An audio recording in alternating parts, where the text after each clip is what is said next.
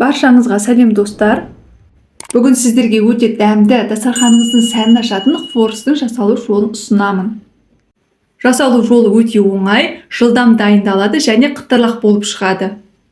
Видеоны соңына дейін қараңыздар. Бізге керекті заттардың барлығын видеоның астына описанияға қалдырамын. Қамырын жасау үшін ыдысқа жұмыртқаның 2 сарысын саламыз.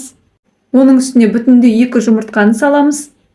Шым-шым тұз саламыз және қант салып, жақсылап араластырамыз. Келесі жасайтынымыз електен өткізілген ұнды салып, қамыр илейміз. Бастапқы кезде қасықпен араластырамыз, ары қарай қолмен илейтін боламыз. Қамырымыз дайын, бөлме температурасына 30 минутқа қоямыз. Дайын болған қамырды 2-ге бөліп, барынша жұқа етіп жаямыз.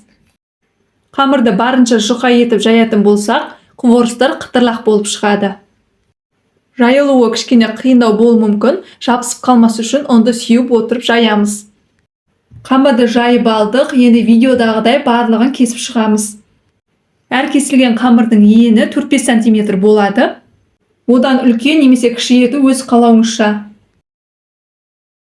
Келесі кезекте қамырды шпажка таяқшасына ораймыз. Таяқшаға оралған қамырды қызып тұрған майға пісіріп аламыз. Видеодағыдай қамырды айналдыра отырып пісіреміз. Хворостар ашылып кетпес үшін екінші жағынан қасықпен немесе шанышқымен видеодағыдай көмектесетін боламыз. Екінші жағында аударып пісіріп аламыз. Мінекей түсінікті болу үшін қайталап көрсетіп жатырмын. Мен қатты қызартып пісірмеймін, сонда да толықтай пісіп шығады. Ешқандай қиындығы жоқ, оңай жасалады, сіз де жасап көріңіз. Піскен хворостарды қағаз сүлгінің үстіне қоямыз. Барлығын видеодағыдай пісіріп аламыз. Мінекей достар, хворостар дайын. Өте дәмді, қытырлақ болып шығады. Қаласаңыз бетіне қант ұнтағын сепсеңіз болады. Дәмі тіл үйіретін хворосты сіз де жасап көріңіз. Менің отбасыма өте қатты ұнады, сіздерге де ұнайтынына сенімдімін.